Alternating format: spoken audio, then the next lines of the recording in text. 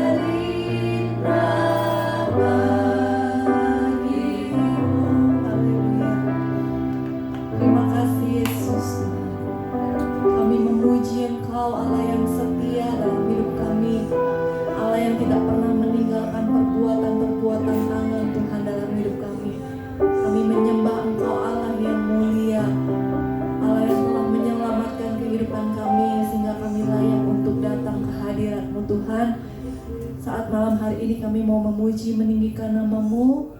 Engkau layakkan setiap kami boleh mempersembahkan yang terbaik untuk Tuhan.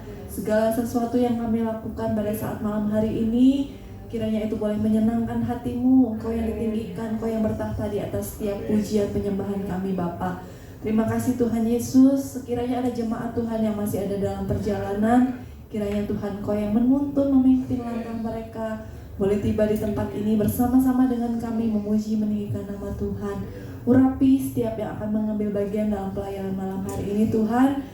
Kami melayani Engkau dan kiranya Roh Kudus yang bekerja atas kehidupan kami, Engkau yang ditinggikan dan dipermuliakan. Juga hamba-Mu yang akan menyampaikan firman Tuhan ada dalam urapan Tuhan. Kami semua juga boleh menikmati hadirat-Mu saat malam hari ini Tuhan. Terpujilah nama-Mu, hanya di dalam nama Tuhan Yesus Kristus kami sudah berdoa dan mengucap syukur. Haleluya, amin. Puji Tuhan, silakan duduk. Kita masih terus meninggikan nama Tuhan.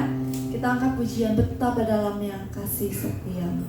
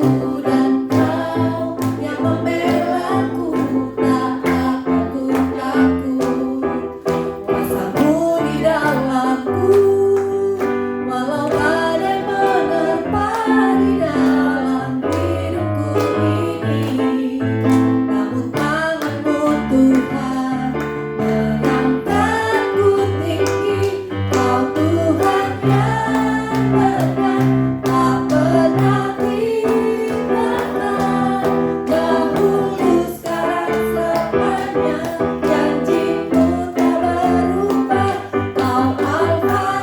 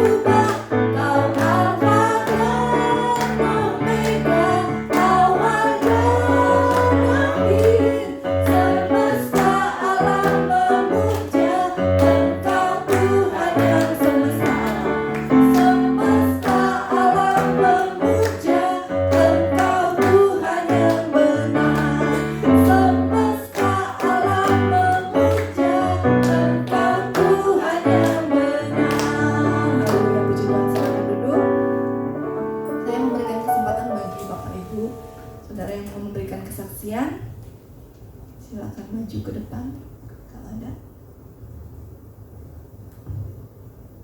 Kalau belum ada, kita mempersiapkan hati kita sama-sama mau mendengarkan firman Tuhan. Mari saya undang kita untuk semua untuk berdiri. Haleluya, terima kasih Yesus. Kita mau menaikkan pujian. Dia Bapa yang setia, Dia Bapa yang mulia. Haleluya Yesus. Kami tenang ketika kami ada di dekat-Mu Tuhan. Kami tenang ketika kami diam di hadirat-Mu ya Bapa. Terima kasih Yesus, Engkau menunjukkan kasih setia-Mu di dalam kehidupan kami Tuhan. Engkau menyediakan segala yang kami perlukan dalam hidup kami Tuhan. Haleluya, terima kasih Yesus. Bapa, Kau setia.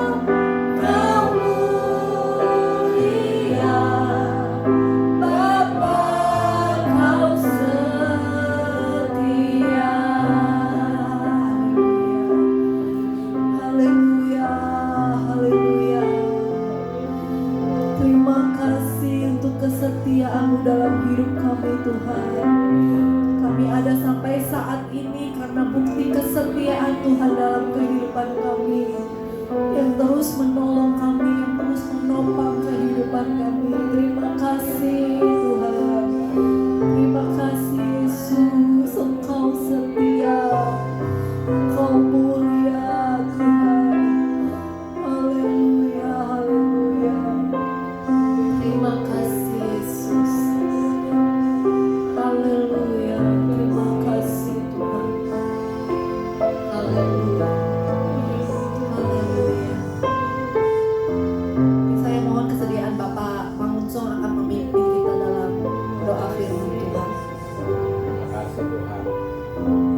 Bersyukur dan berterima kasih kepada Tuhan atas pemeliharaanmu di dalam kehidupan kami Tuhan. Sampai sore hari ini kami masih dalam keadaan yang sehat semua karena kemurahan Tuhan. Biarlah Tuhan waktu-waktu yang ada ini Tuhan, kami lebih bisa menggunakannya untuk hormat dan kemuliaan bagi nama-Mu Tuhan. Terima kasih Tuhan untuk keberadaan kami sore hari ini juga ya Tuhan. Kami sudah memberikan pujian kami, penyembahan kami kepadamu Tuhan. Biarlah Tuhan semua itu menyenangkan hati-Mu Tuhan, sehingga Tuhan berkenan atas segala apa yang kami berikan padamu, memberkati kehidupan kami setiap yang ada pada malam hari ini Tuhan. Tiba saatnya Tuhan kami akan mendengarkan sebagian dari firman-Mu. Tuhan sucikan, kuduskan hamba-Mu yang akan memberitakan firman-Mu pada kami Tuhan. Begitupun hati-hati kami Tuhan, pikiran kami, kuduskan Tuhan, supaya firman-Mu boleh bekerja di dalam kehidupan kami, membawa kami Tuhan semakin hari semakin mengenal kasih-Mu di dalam kehidupan kami. Terpujilah nama-Mu Tuhan. Terima kasih Tuhan. Disambut firman-Mu dengan mengucap syukur dalam nama Tuhan Yesus Kristus. Haleluya. Amin. Saya serahkan kepada Bapak Gembala.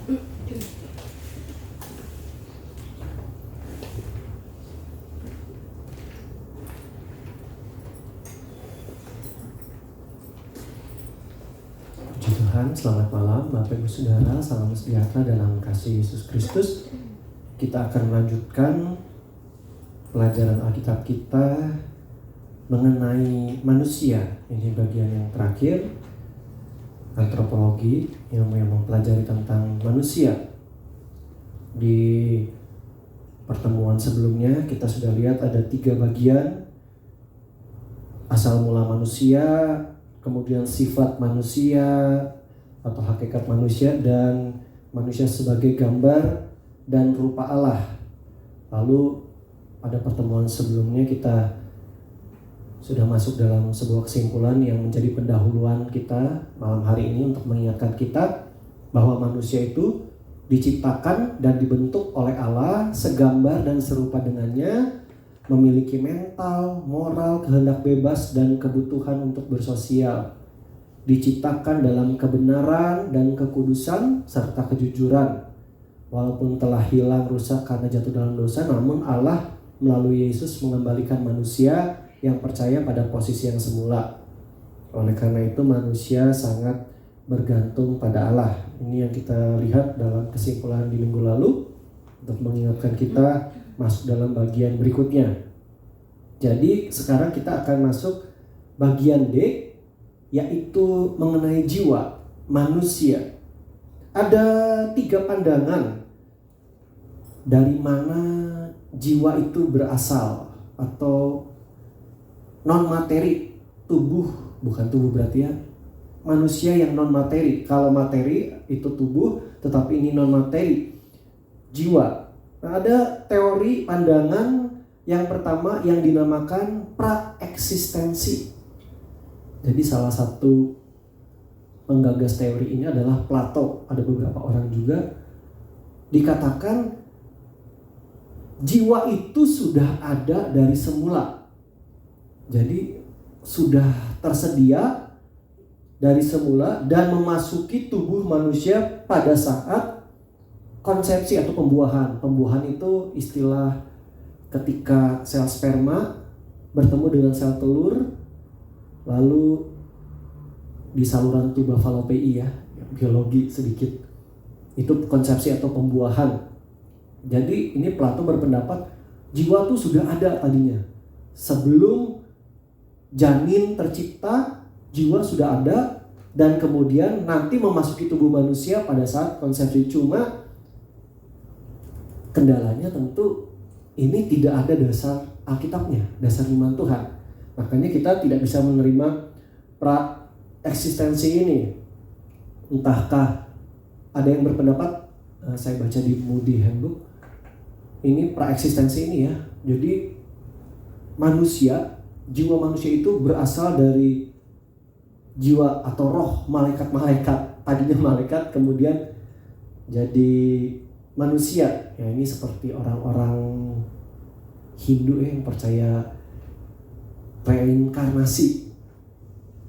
Orang-orang dari agama-agama, ada beberapa agama yang mempercayai ini. Cuma memang tidak ada dasar Alkitabnya. Kemudian pandangan yang kedua adalah penciptaan.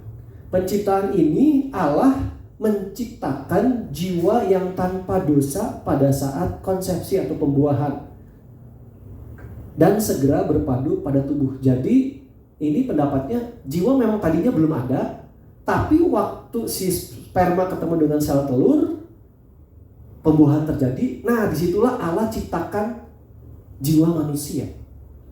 Karena Allah yang menciptakan, tentu jiwa ini tanpa dosa, sempurna. Ini beberapa, khususnya orang-orang dari Roma Katolik, mereka menganut paham ini. Makanya mereka punya dasar, itu sebabnya Yesus bisa tidak berdosa. Tapi kendalanya sebaliknya. Loh, berarti manusia-manusia lain juga bisa hidup tanpa dosa. Kita agak bingung kalau menjelaskan dari sisi Alkitab. Misalnya di Kejadian 5 ayat 3, di situ saudara bisa lihat bagaimana manusia selanjutnya itu bukan lagi menurut gambar dan rupa Allah, tapi gambar dan rupa dari ayahnya. Dalam hal ini, misalnya di Kejadian 5 ayat 3, Adam. Kalau kita lihat manusia pertama, Adam, Hawa, gambar dan rupa Allah. Tapi kalau kita lihat Kejadian pasal 5 ayat 3, setelah Adam hidup 130 tahun, ia mempunyai seorang anak laki-laki menurut rupa dan gambarnya, lalu dinamainya Set. Menurut rupa dan gambarnya, huruf kecil, rupa dan gambar Adam. Dan ingat, rupa dan gambar Adam pada waktu itu, Kejadian pasal 5, sudah jatuh dalam dosa. Manusia sudah jatuh dalam dosa. Lalu kita bisa lihat di Roma 5 ayat 12, bagaimana oleh karena dosa Adam, satu orang, maka dosa sudah menjalar, semua orang telah berbuat dosa. Jadi ada kendala. Wah, ini kalau memang Allah yang ciptakan, berarti seharusnya jiwa itu tidak berdosa. Tidak mungkin Allah menciptakan manusia dalam dosa. Jadi menurut pandangan ini, tubuh itu lahirnya dari orang tua, asalnya dari orang tua, tentu dari kemudian sel sperma dan ovum yang bertemu, tapi jiwanya itu dari Allah. Yang pandangan ketiga, nah ini yang paling mendekati Alkitab, sekalipun tetap tidak sempurna, tetap bisa ada kelemahannya, tetapi ini yang paling mendekati, yaitu sebentar, ini kita lihat dulu di Mazmur 51, tolong dibaca ya, nanti bergantian kalau ayat yang mau dibaca. Mulai dari Ibu Hartini sini. Mazmur 51 ayat 7.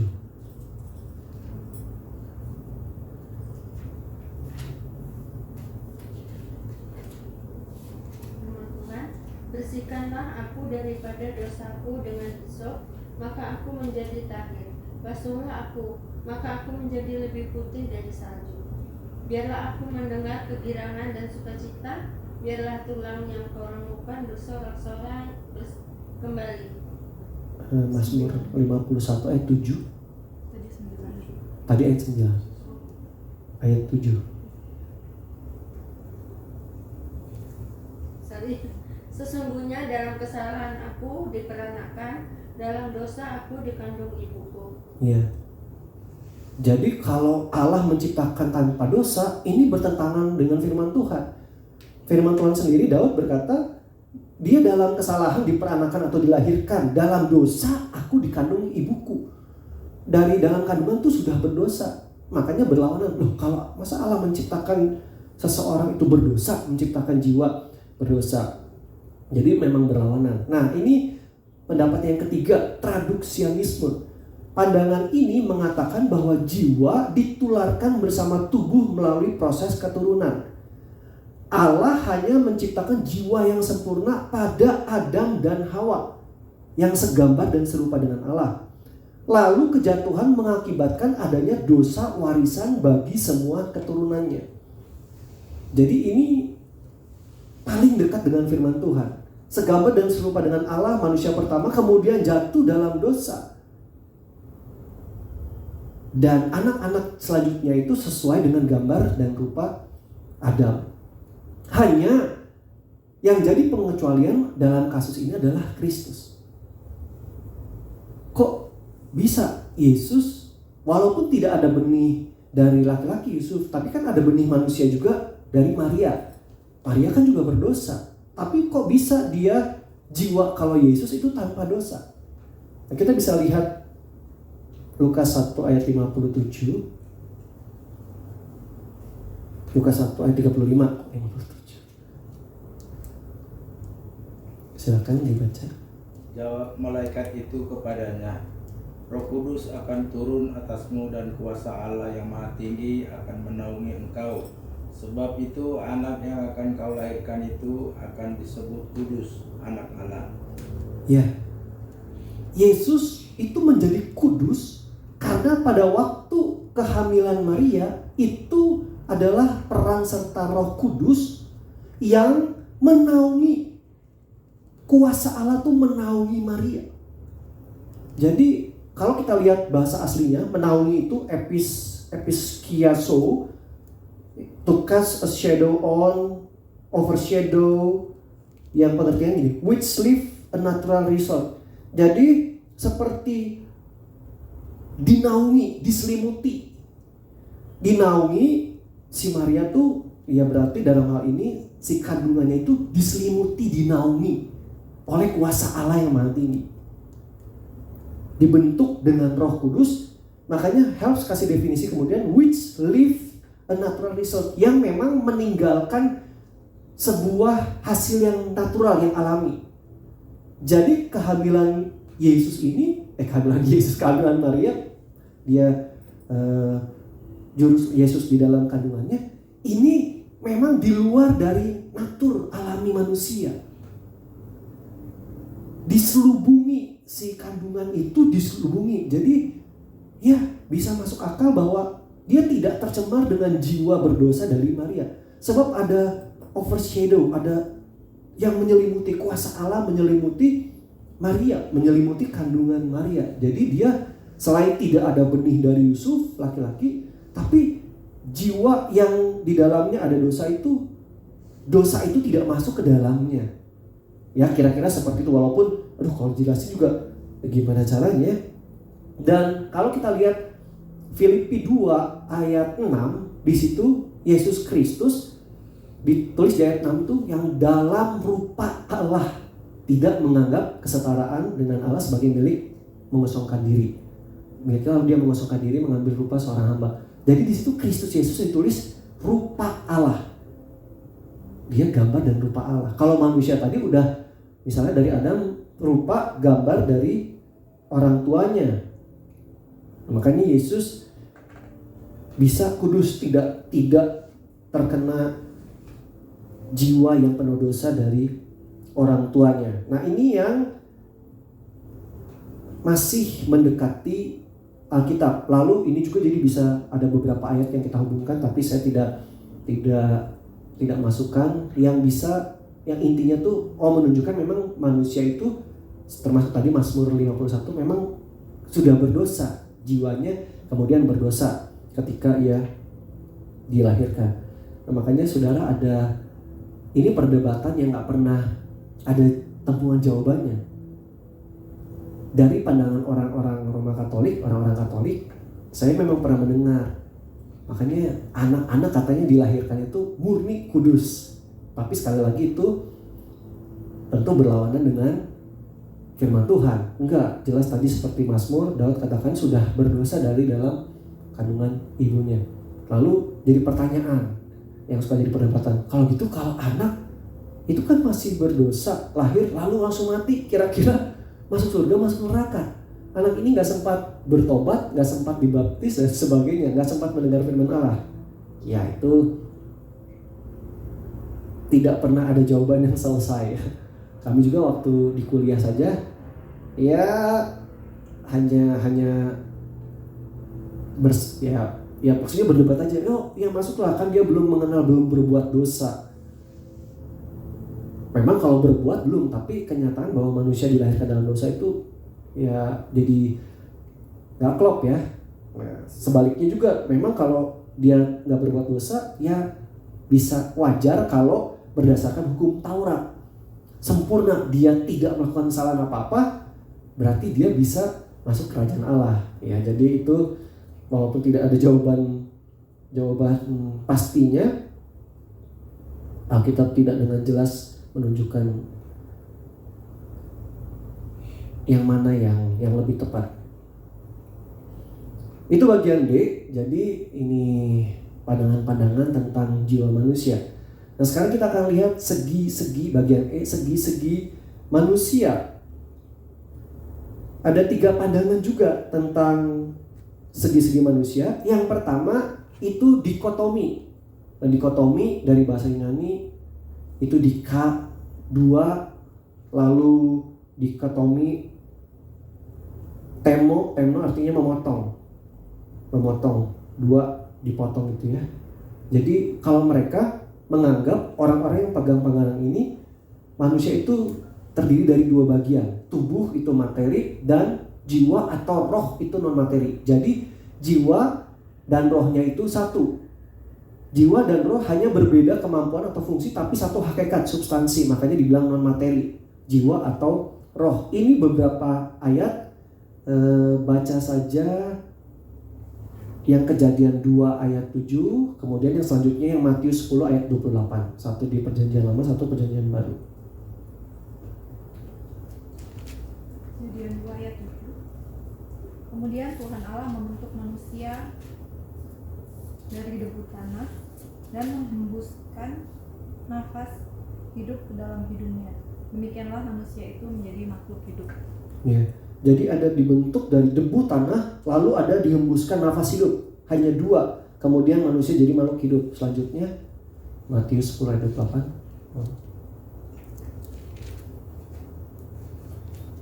Matius 10 ayat 28. Dan janganlah kamu takut pada mereka yang dapat membunuh tubuh, tetapi yang tidak berkuasa membunuh jiwa.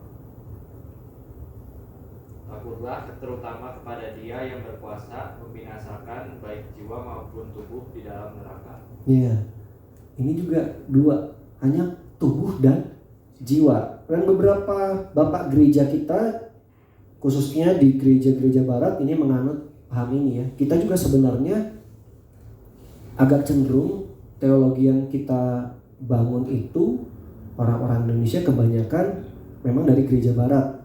Ada tokoh-tokohnya yang terkenal seperti Anselm, lalu Augustine. Nah, Augustine ini banyak dikutip pemahamannya oleh para teolog sampai masa kini. Saya juga suka kutip-kutip ya.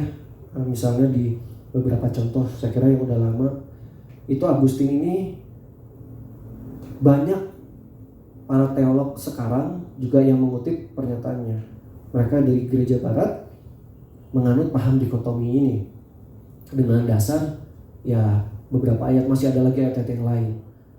Lalu ada yang namanya trikotomi, 3 sama memotong.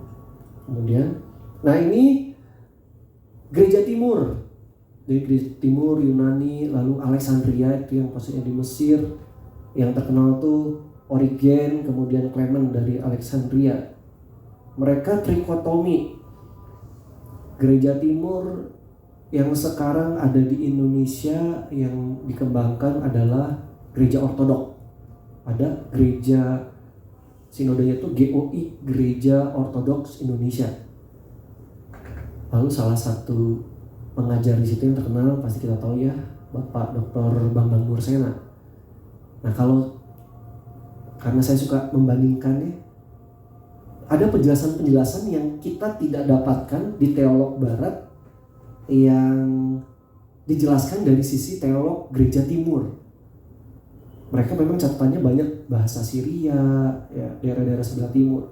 Tapi kita kebanyakan memang di barat. Nah, di situ ada beberapa hal yang sebenarnya menarik, saudara, yang bisa kita pelajari ya kalau senang ya. Kalau enggak juga nggak apa-apa sih. Tidak mempengaruhi keselamatan. Tapi belajar bagaimana seperti yang beberapa waktu lalu ya sempat saya sampaikan, yang mundur, murid-murid yang mundur karena perkataan Yesus. Jadi itu catatan dari gereja timur. Itulah mereka diantaranya ke-70 murid yang tadinya bersama dengan Yesus.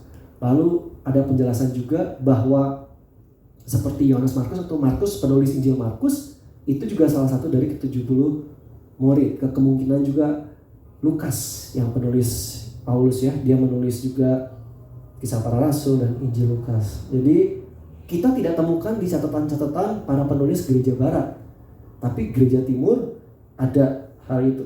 Mereka juga cukup menjelaskan Alkitab itu cukup ini ya, literal dan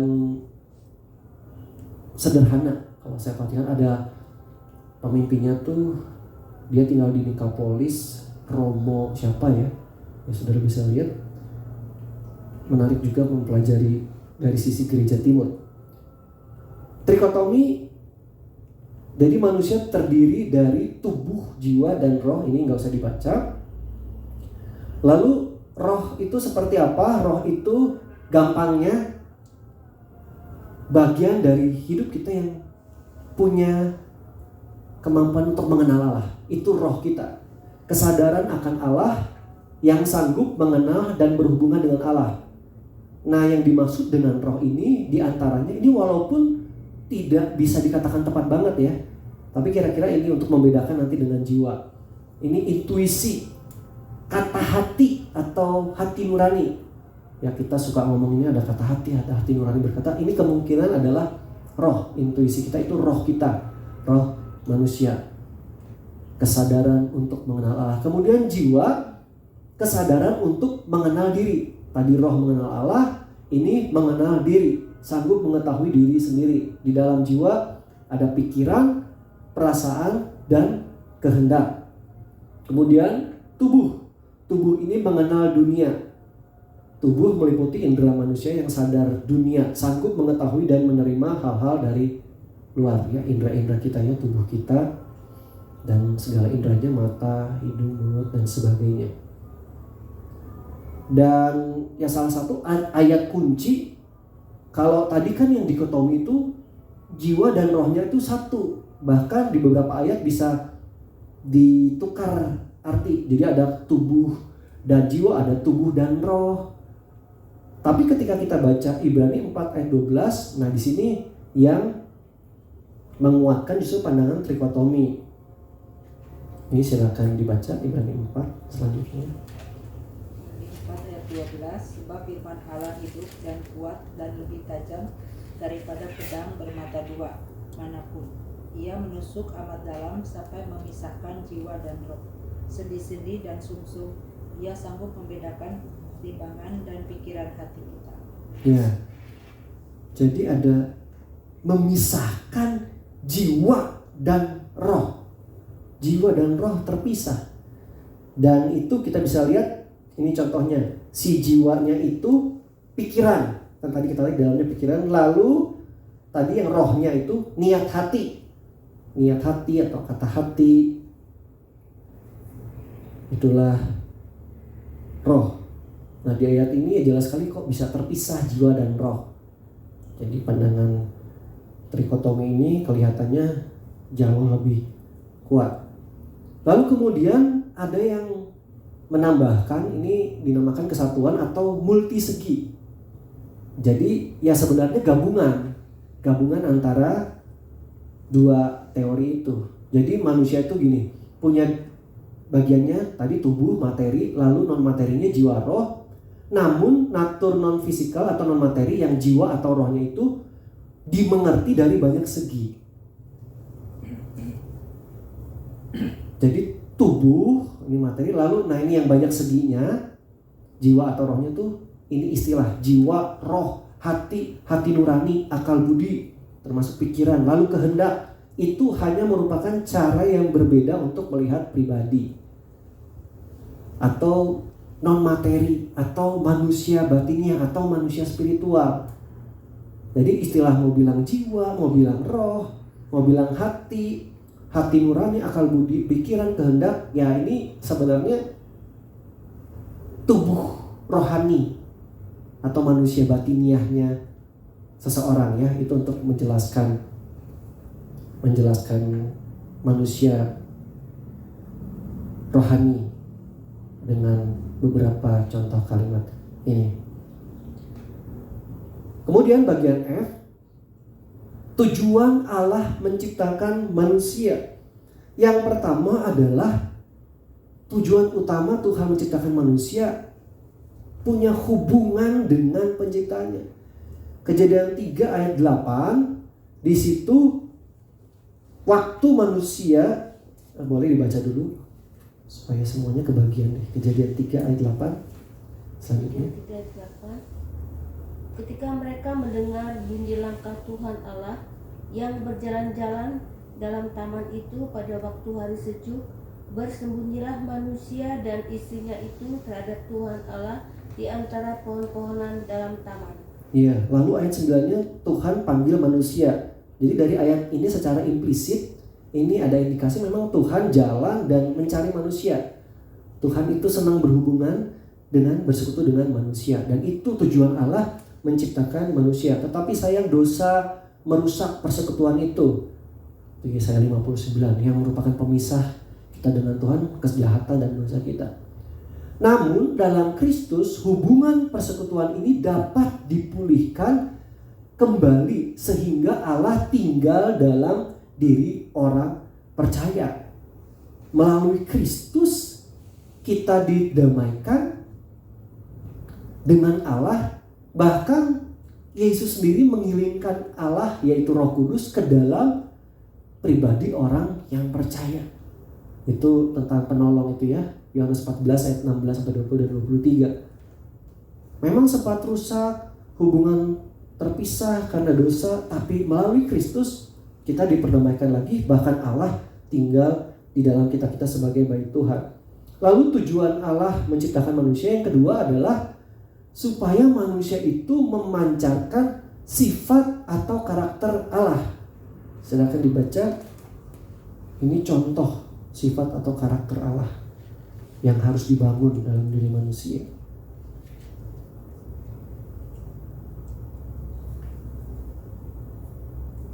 Dengan jalan itu ia telah menganugerahkan kepada kita janji-janji yang berharga dan yang sangat besar, supaya olehnya kamu boleh mengambil bagian dalam kodrat ilahi dan luput dari hawa nafsu duniawi yang membinasakan dunia. Terus sampai ayat 7. Justru karena itu kamu harus dengan sungguh-sungguh berusaha untuk menambahkan kepada imanmu kebajikan, dan kepada kebajikan pengetahuan, dan kepada pengetahuan penguasaan diri, kepada penguasaan diri ketekunan, dan kepada ketekunan kesalehan, dan kepada kesalehan kasih akan saudara-saudara, dan kepada kasih akan saudara-saudara kasih akan semua orang. Ya, ada tentu banyak hal ya tentang kekudusan, tentang kasih Allah. Tapi dari 2 Petrus 1 tadi kita lihat di ayat 4 ini mengambil bagian dalam kodrat ilahi. Jadi kodrat ilahi harusnya manusia memiliki keilahian Tuhan itu jadi seperti ini, dan ini tentu teladan dari Kristus Yesus. Pengetahuan, kebajikan, menguasai diri, tekun, saleh, lalu mengasihi. Jadi ini yang harusnya terpancar dari kehidupan kita. Tujuan Tuhan menciptakan kita dan kemudian menyelamatkan kita, ya supaya kita memancarkan karakter-karakter ini. Makanya kita kemarinnya hari Minggu ya, jangan terlalu cengeng, jangan tempat meraju kalau menghadapi pergumulan. Justru kita bisa tekun, bisa bertahan, tidak mudah mundur, kita tetap saleh. Itu bagian kita, anak-anak Tuhan, umat Tuhan. Allah ingin kita serupa dengan gambar anaknya di Roma 8 ayat 29 sempurna. Dan kita diubah menurut gambarnya oleh Roh Kudus dari kemuliaan kepada kemuliaan, from glory to glory. Itu di 2 Korintus 3 ayat 18 dan 4 ayat 4. Makanya kita diberikan Roh Kudus yang memang membawa kita dari kebenaran kepada kebenaran, dari kemuliaan kepada kemuliaan, supaya kita seperti Kristus. Tuhan menyertai kita sehingga kita bisa sempurna nanti seperti Kristus karena ada Rohnya dalam kehidupan kita. Kemudian yang ketiga, tujuan Allah menciptakan manusia adalah berkenaan dengan fungsi manusia. Di Kejadian 1 ayat 26 sampai 28, di situ Allah menciptakan manusia agar manusia dapat terlibat dalam pemerintahan alam semesta, menguasai bumi dan segala isinya. Jadi nanti memerintah atas bumi kan bersama dengan Kristus. Bahkan termasuk mengalahkan si iblis atau si jahat. Ini tujuan Allah sebenarnya menciptakan manusia. Nanti akan kembali seperti itu ya. Lalu yang berikutnya di Kejadian 1 ayat 26-28 itu ada, kita kenal juga tentang bereproduksi, berkembang biak. Nah ini bukan hanya yang dimaksud secara jasmani saja, tetapi dari kacamata perjanjian baru, perjanjian lama juga ada di Maleakhi 2 ayat 15. Ini keturunan ilahi. Allah ingin hidup kita melahirkan anak-anak Allah. Ini saya akan bacakan. Yohanes 1 ayat 12. Namun semua orang yang menerimanya diberinya hak supaya menjadi anak-anak Allah, yaitu mereka yang percaya dalam namanya. Percaya atau menerima terang yang datang atau firman yang menjelma menjadi manusia. Firman yang tadinya bersama-sama Allah kemudian datang.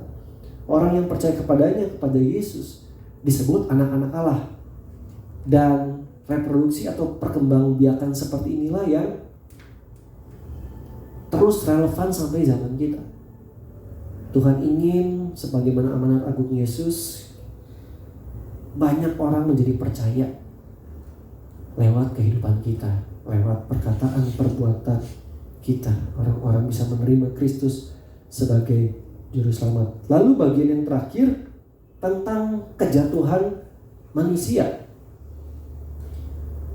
Kalau saudara lihat di Kejadian, maka memang sebenarnya panjangnya, tetapi saya ambil dari teologi sistematika saja yang saya terima. Langsung pertanyaan sepertinya, kenapa ya Tuhan memperbolehkan Adam Hawa makan semua pohon di Taman Eden kecuali buah pengetahuan yang baik dan yang jahat? Itu ada ayatnya. Kalau saudara ingat bagaimana manusia jatuh dalam dosa, itu memang tipu daya setan. Pertama-tama saudara bisa lihat di Kejadian 3, dialog dari si ular atau setan itu kepada Hawa itu membuat Hawa itu mempertanyakan atau ragu akan firman Tuhan. Oh, maksudnya seperti itu ya? Tidak seperti pandangan dia sebelumnya, entah diceritakan dari Adam. Tapi ketika iblis atau setan dalam bentuk ular itu menyampaikan sesuatu, itu membuat dia meragukan apa yang Tuhan katakan, meragukan tentang kebenaran itu.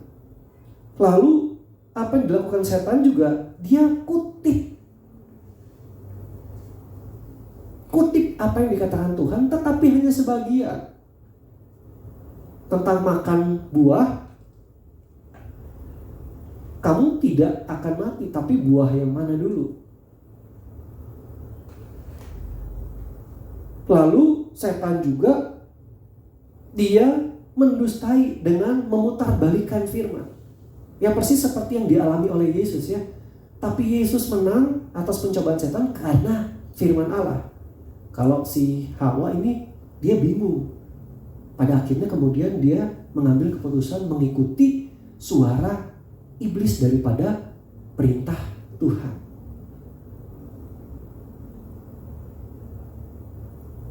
Kan sama si ularnya tuh dibilang, bukan, kayaknya lebih baik dibaca aja ya.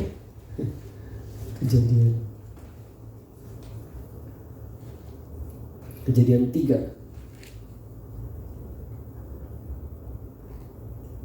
Lihat ini. Tentu Allah berfirman, jangan kamu makan buah dari semua pohon di taman ini, bukan dibalik. Harusnya semua pohon taman ini boleh dimakan. Ini jangan kamu makan, bukan memutarbalikkan firman.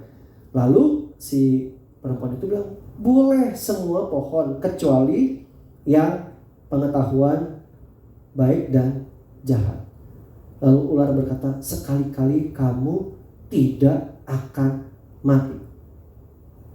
Sebaliknya Allah mengetahui bahwa pada saat kamu memakannya matamu akan terbuka dan kamu akan menjadi seperti Allah, tahu tentang yang baik dan yang jahat. Nah ini separuh kebenaran, betul. Kalau dia makan dia akan tahu yang baik dan jahat. Cuma kalau dia makan itu mati, bukan tidak akan mati. Jadi separuh kebenaran ditambah dengan diputar balikan. Nah itulah kejatuhan manusia, dan itu yang si iblis yang seperti singa mengaum-ngaum itu masih memakai metode itu untuk menjatuhkan orang-orang percaya. Dengan pengalaman hidup, masalah membuat orang tuh meragukan firman. Yang benar yang mana ya? Pengalaman saya seperti ini, tapi firman Allah berkata, oh yang baik-baik, tapi pengalaman saya buruk. Mulai meragukan. Lalu cuma percaya separuh kebenaran, misalnya orang-orang yang teologi kemakmuran. Jadi waktu menderita, waduh tidak terima. Belum lagi memutarbalikkan firman Tuhan, memakai ayat-ayat firman Tuhan dengan salah. Dan itu tetap metode yang dipakai sampai saat ini. Makanya kita harus hati-hati, kita tetap berpegang pada firman Tuhan. Sebenarnya ini jawaban pertanyaan ini ya, yang mengapa Allah memperbolehkan Adam Hawa makan semua pohon kecuali buah pengetahuan yang baik dan jahat. Jadi ini yang pertama adalah sebenarnya adalah bentuk ujian untuk manusia. Karena manusia itu diciptakan dengan kehendak bebas. Malaikat juga punya kehendak bebas untuk memilih, bukan seperti robot. Jadi pohon-pohon ini cuma satu loh, padahal kan dari semua pohon cuma satu aja yang jangan dimakan. Aduh, sebenarnya kurang apa ya? Tuhan itu kurang baik apanya? Untuk membuktikan ketaatan dan kesetiaan kepada Allah, termasuk relasinya dengan Allah, itu karena kasih, bukan karena terpaksa. Ketaatan karena kasih, bukan karena terpaksa. Lalu agar manusia mengerti bahwa apa yang diperintahkan Tuhan itu adalah hal yang mendatangkan kebaikan bagi manusia itu sendiri. Ya seharusnya kalau dia ikuti saja, ya manusia itu tidak akan mati atau akan sempurna terus, tidak akan jatuh dalam dosa. Jadi sebenarnya perintah Allah atau larangan Allah itu selalu mendatangkan kebaikan bagi manusia. Cuma kan relevansinya kalau hidup kita sekarang itu kadang begitu susahnya kita melakukan firman karena kita rasa berat. Sepertinya Tuhan memberatkan kita dengan perintah-perintahnya, dengan larangan-larangannya. Padahal tidak, itu semua mendatangkan manfaat kebaikan buat kita sendiri. Manusia memilih percaya pada perkataan iblis daripada menaati apa yang telah dilarang Allah. Akibatnya hukuman Allah turun, manusia diusir dari hadirat Allah. Lalu dosa menyebar kepada semua manusia dan merusak mereka. Ini tentang kejatuhan manusia. Sayang sekali mereka menaati iblis, percaya kepada iblis, tidak menaati larangan Allah. Hukuman Allah turun. Yang paling berat adalah manusia terpisah dengan hadirat Allah. Dan ini juga salah satu pandangan yang dikatakan oleh beberapa teolog mengenai neraka. Mereka mengatakan keadaan neraka pada hakikat intinya adalah keterpisahan dengan Allah. Manusia yang memiliki keterpisahan dengan Allah pada akhirnya akan kesulitan, akan merasakan keberatan-keberatan. Tapi manusia yang dalam kerajaan surga itu kan pemerintahan bersama dengan Allah, manusia yang dalam hadirat Allah, manusia yang bersekutu dengan Allah. Jadi itu pandangan yang ada juga saat ini. Yang satu keterpisahan dengan Allah, yang satu bersekutu dengan Allah. Dan ini kedua-duanya tergantung pada pilihan manusia. Dia maunya bersekutu dengan Allah atau mau terpisah dengan Allah. Dan memang keadaan terpisah dengan Allah nanti sangat menderitanya ketika Allah menarik rohnya dari manusia. Bukan rohnya dari manusia, roh nanti di akhir zaman. Kemudian kan sekarang ini kan Tuhan tuh ada orang bilang ya tadinya ada jiwa, ada roh manusia. Itu kan yang kalau dari dua pandangan dikotomi, hembusan nafas Tuhan sendiri. Makanya manusia dimanapun tetap ada dalam hubungan dengan Tuhan. Walaupun orang itu sekarang tidak percaya dengan Tuhan, tapi sebenarnya naluri manusia itu mempercayai sesuatu tentang Tuhan. Makanya hidupnya masih bisa nyaman. Tapi nanti ketika memang sudah terpisah dari Tuhan, itu betul-betul sebuah kegelapan. Manusia akan bingung dengan kehidupannya. Tetapi Roma, walaupun dosa menyebar, manusia terpisah dari Allah, namun Roma 5 ayat 20 di situ dikatakan di mana dosa bertambah-tambah maka anugerah Allah pun berkelimpahan. King James, where sin abound, waktu di mana dosa itu berlimpah, tapi grace atau karis itu much more abound. Karis, anugerah, kasih karunia Allah lebih melimpah. Jadi saudara, kasih Allah itu selalu mengalahkan dosa. Seberapa besar dosa manusia tidak akan pernah mengalahkan besarnya kasih Allah kepada manusia. Itu yang perlu kita syukuri. Makanya dia berikan Yesus Kristus. Nah oleh karena itu, tugas manusia sekarang adalah di 1 Yohanes 2 ayat 17 bagian B. Orang yang melakukan kehendak Allah tetap hidup selama-lamanya. Mari kita mau melakukan kehendak Allah supaya kita tetap hidup selama-lamanya. Kita tidak terpisah dari Tuhan, apalagi kita tahu bahwa Tuhan begitu besar kasihnya kepada kita.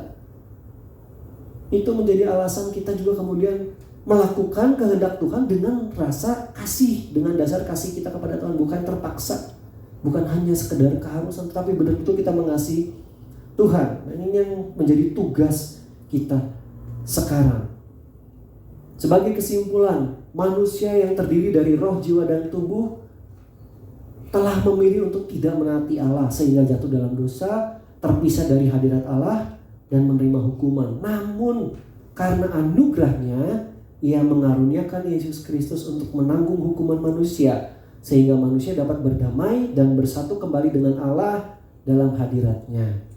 Oleh karena itu sekarang tugas kita adalah terus melakukan kehendak Allah dengan dasar kasih kita kepadanya. 1 Yohanes 2 ayat 17b tadi melakukan itu seperti biasa kita tahu, tenses Yunaninya present, yang artinya terus menerus melakukan kehendak Tuhan. Dan biarlah sebagai manusia yang menghargai betul anugerah Tuhan yang sangat besar, jauh dibandingkan murkanya karena dosa manusia, Dia lebih melimpah dengan kasihnya.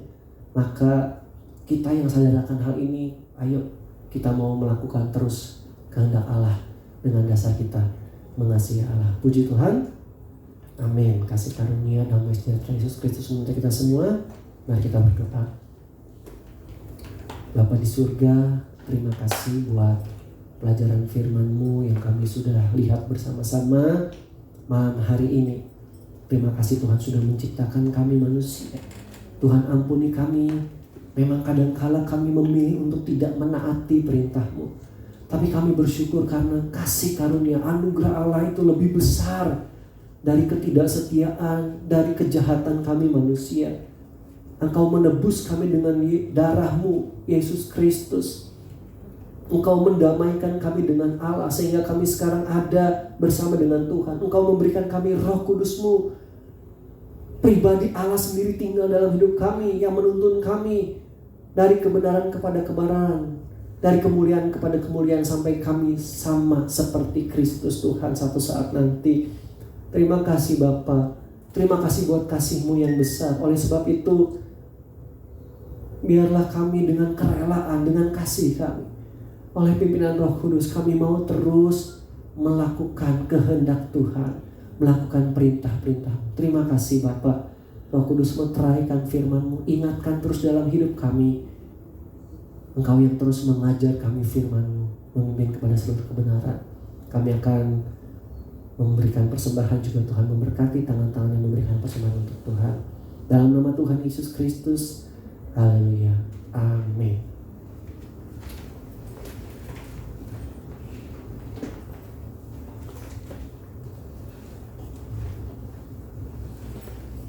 Kita akan mempersiapkan memberikan persembahan kepada Tuhan. Kita akan mengangkat pujian betapa dalamnya kasih setia-Mu.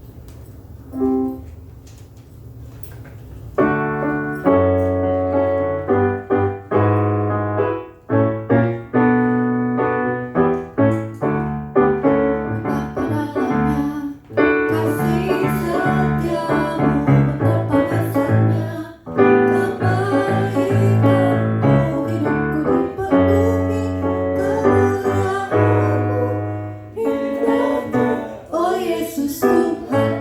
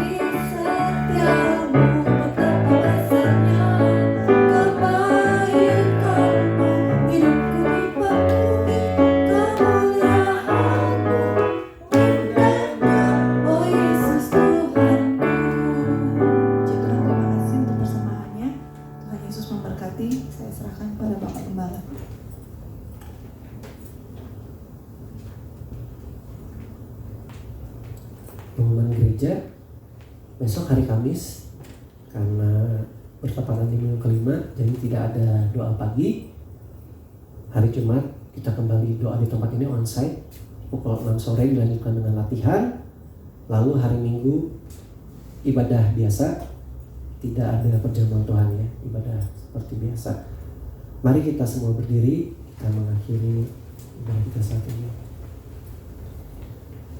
Bapa, terima kasih buat pimpinan-Mu dalam ibadah tengah minggu kami, pendalaman Alkitab kami pada malam hari ini. Tuhan, Engkau memberkati semua jemaat yang sudah hadir, korban-korban yang mereka berikan untuk Tuhan.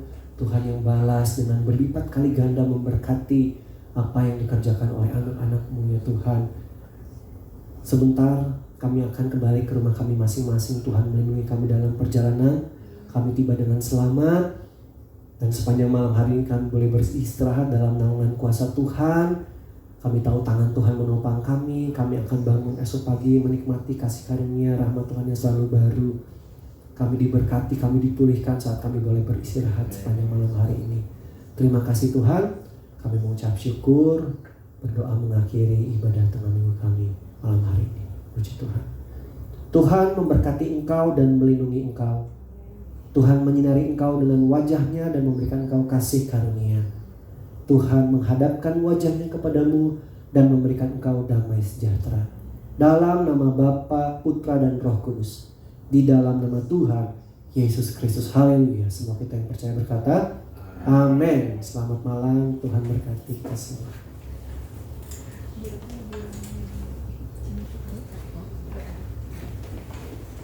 Tadinya mau